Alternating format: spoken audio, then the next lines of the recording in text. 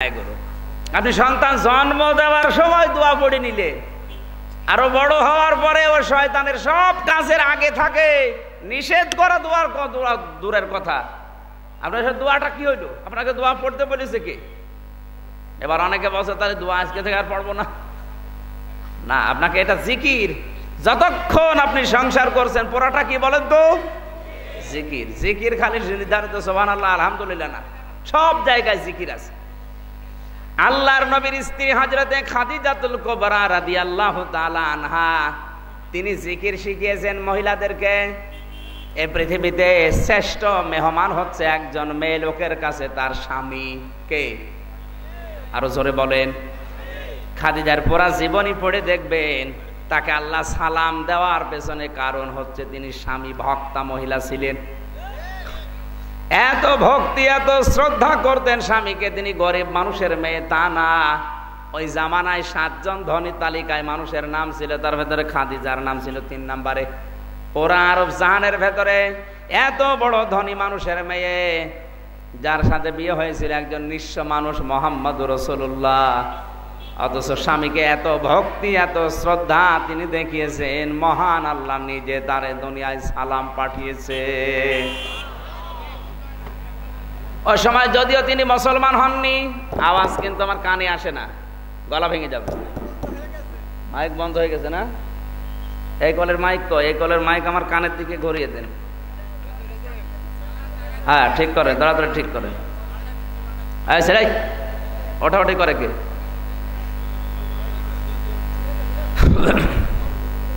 ঝিনাইদহবাসী, এখন যে পাহাড় 55 মিনিট পর্যন্ত সময় লাগে আমাদের মতো যুবক মানুষের, তাও 2-3 জায়গায় বসা লাগে। খাদিজাতুল কুবরা যে সময় প্রতিদিন সকাল আর বিকালে মুহাম্মদুর রাসূলুল্লাহ তার স্বামী হওয়ার কারণে 2 বার করে খাবার তিনি পৌঁছিয়ে দিতেন। একবারের জন্য কোনো সিঁড়ি না, পাথর ধরে ধরে লতা পাতা ধরে ধরে ওঠা লাগতো।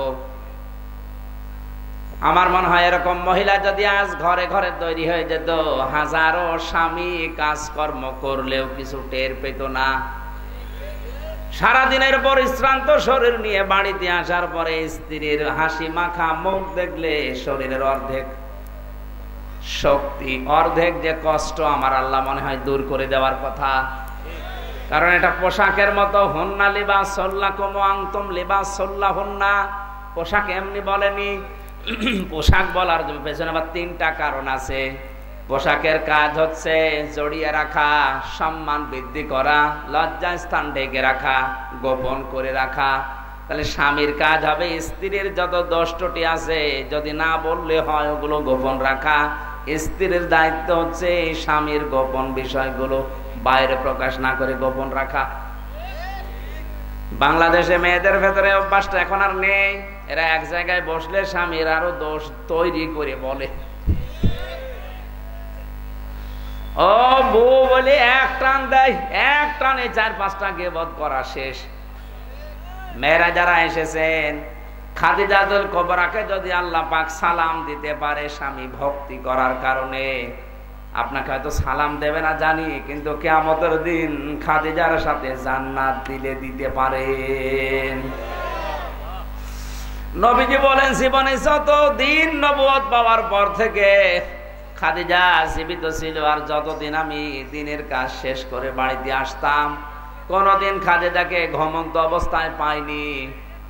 দরজার সাথে পিঠ লাগিয়ে আমার আশায় খাদিজা ঘুমাতো। একবার ডাক দেওয়ার সঙ্গে সঙ্গে দরজা খুলে দিত। জিজ্ঞাসা করতাম কি ঘুমাও না? খাদিজা বলে, হে রাসূল, দিনের কাজে যখন বাইরে থাকেন তখন আমি চিন্তায় থাকি, না জানি কখন কোন দুঃসংবাদ আসে। এজন্য যতক্ষণ আপনি না আসেন, আপনি আমার সবচাইতে বড় মেহমান, আমার স্বামী। এই কারণে ঘুম লাগলেও দরজার সাথে পিঠ লাগিয়ে ঘুমাই।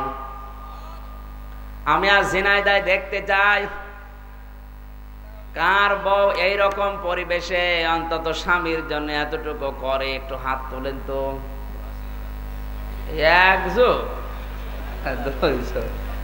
ঠিক আছে, আলহামদুলিল্লাহ ভাই, আমি সন্তুষ্ট না। আপনি তাকান তো, এখানে কমপক্ষে 8-10 হাজার মানুষ বসে আছে, এই 3 জন হাত তুলেছে। তাই তো লজ্জায় তুলিস। বাকি দুইজন মা বোন যারা বসে আছেন, আপনি কি, আমি তো আর নিচে নামতে পারলাম না। না, এগুলো ঠিক হচ্ছে না। স্বামী যারা আছে ওরা খুব খুশি যে কাজ হচ্ছে, আপনারও দায়িত্ব আছে। বিশ্বনবী বলেন, স্ত্রী যদি অসুস্থ হয় স্বামী যেমন খেদমত করবে, সেবা করবে। স্বামী যদি অসুস্থ হয় স্ত্রী যেমন খেদমত করে, সেবা করে, দুইটাই পাল্টা পাল্টি করা লাগবে। একজনের উপরে গড়ি দেওয়া হচ্ছে, এই জন্য আমাদের পরিবারে জিকির নেই। এটা যে পারিবারিক জীবনের একটা জিকির, অনেকে জিকির জানেই না। আল্লাহ আমাদেরকে পারিবারিক জীবনে খাদিজার মতো জিকির করার তৌফিক মেয়েদেরকে যেন দান করেন। জোরে বলেন আমিন। ইন্নামাল মুমিনুনা আল্লাযীনা ইযা যুকিরাল্লাহু ওয়াজিলাত কুলুবুহুম। একটু খেয়াল করে শোনা লাগবে এবার আলেমদের। আল্লাহ পাক বলেন, আমার দৃষ্টিতে মুমিন তো তারা যাদের সামনে আমার জিকির হলে, আমার নাম উচ্চারণ হলে তাদের কলব কেঁপে ওঠে। কি কাঁপে? আরো জোরে বলেন। এই শব্দটা নিয়ে আজ হাজারো পীর সাহেব ভেজাল লাগিয়েছে।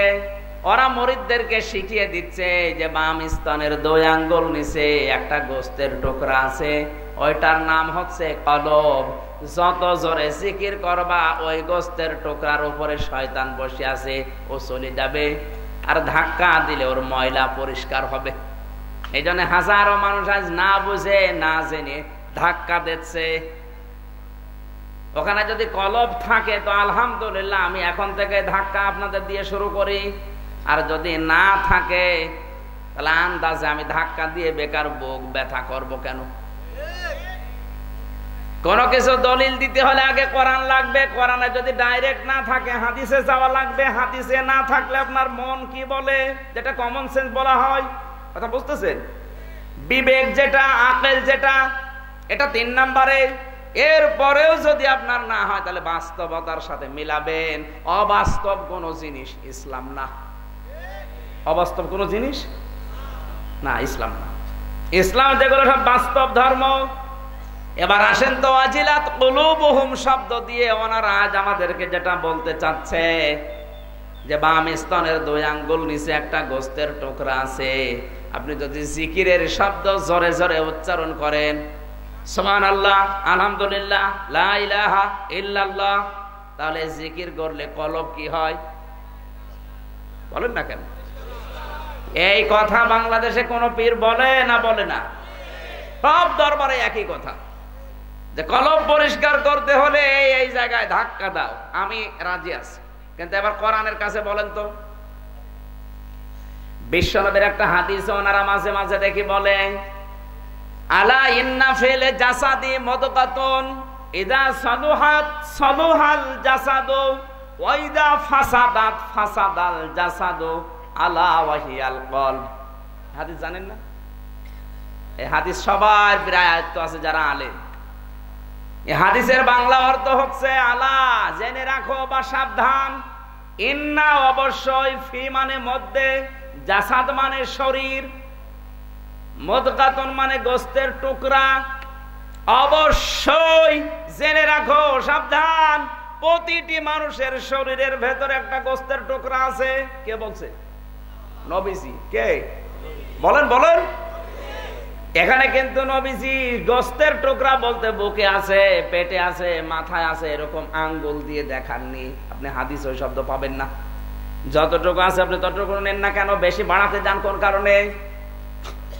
কোরআন এবং হাদিসের কথা যে ব্যক্তি একটু বাড়াবে কমাবে বুঝবেন তার ভেতরে দুর্বিসন্ধি আছে। কারণ নবীজি আপনার সাথে কম বুঝতেন না। আল্লাহর নবী এই শব্দটা ইন্ডিকেট করে দেখাননি কেন? তার মানে আপনাকে চিন্তা ভাবনা করে এটা বের করা লাগবে।